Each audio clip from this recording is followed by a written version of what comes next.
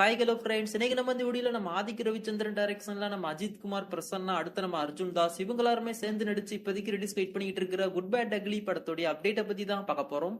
Mark Antony படத்துடைய வெற்றிக்கு அப்புறமா நம்ம ஆதிக் ரவிச்சந்திரன் டைரக்ட் பண்ணக்கூடிய ஒரு படம். அதுல முக்கியமா அவருடைய கெரியர்ல இதுதான் அவருக்கு ரொம்பவுமே ஒரு முக்கியமான ஒரு படமா இருக்கு.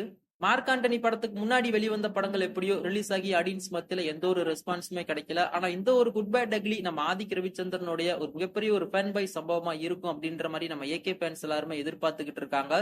கண்டிப்பா இந்த ஒரு படம் நம்ம ஆதிக் ரவிச்சந்திரனுக்கு ஒரு மிகப்பெரிய ஒரு கம்பேக்கா இருக்கும். வெயிட் பண்ணி பார்க்கலாம். டிசம்பர் செகண்ட் வீக் இந்த குட் பேட் அக்லி படத்துடைய படப்பிடிப்பை கம்ப்ளீட் பண்ணி முடிக்கிறதா படத்தரப்புல இருந்து சொல்லியிருந்தாங்க. இப்ப ஃபைனலா இந்த குட் பேட் அக்லி படத்துடைய ஒட்டுமொத்த படப்பிடிப்பையுமே அவங்க கம்ப்ளீட் பண்ணி முடிச்சிட்டாங்க.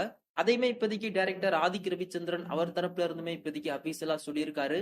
இதுல குறிப்பா அந்த படத்துல லாஸ்ட் போர்ஷன்ல வர நம்ம அஜித் குமார் அவருடைய ஸ்டில்ஸ் வந்து இப்போதைக்கு ஷேர் பண்ணியிருக்காரு. அந்த ஒரு ஸ்டில் தான் இப்போதைக்கு சோசியல் மீடியால ரொம்பவுமே வைரலா பரவிக்கிட்டு இருக்கு.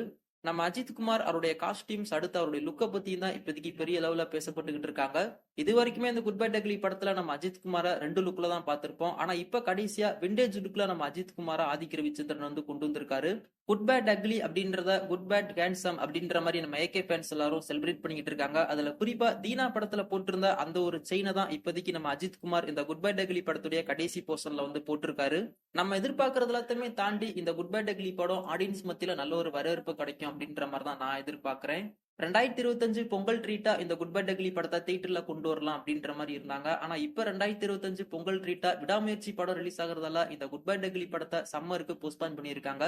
கூடிய சீக்கிரம் இந்த படத்துடைய அபிஷியல் ரிலீஸ் டேட்டுமே படத்தரப்புல இருந்து அனௌன்ஸ்மெண்ட் பண்ணுவாங்க. சோ அதையுமே நம்ம வெயிட் பண்ணி பார்க்கலாம். ஃபைனலா இப்போதைக்கு இந்த குட் பை டக்லி படத்துடைய ஒட்டுமொத்த படப்பிடிப்பையுமே அவங்க கம்ப்ளீட் பண்ணி முடிச்சிட்டாங்க. அடுத்து இந்த படத்துடைய போஸ்ட் ப்ரொடக்ஷன் ஒர்க் மட்டும் தான். எவ்வளவு சீக்கிரம் அந்த படத்துடைய ஒர்க்கை வந்து அவங்க கம்ப்ளீட் பண்ணி முடிக்க முடியுமோ அவ்வளவு சீக்கிரம் அந்த படத்துடைய ஒர்க்கை வந்து அவங்க கம்ப்ளீட் பண்ணி முடிச்சிருவாங்க. நம்ம ஆதிக் ரவிச்சந்திரன் அடுத்து நம்ம அஜித் குமார் இவங்க 2 பேருடைய ஒரு புது காம்போல இந்த குட் பை டக்லி படம் எப்படி இருக்கு அப்படின்றத நம்ம பொறுத்திருந்து பார்க்கலாம். நீங்களுமே இந்த குட் பை டக்லி படத்துக்கு எந்த அளவுக்கு ஈகரா வெயிட் பண்ணிட்டு இருக்கீங்க அப்படின்றத கீழே மறக்காம கமெண்ட் பண்ணுங்க.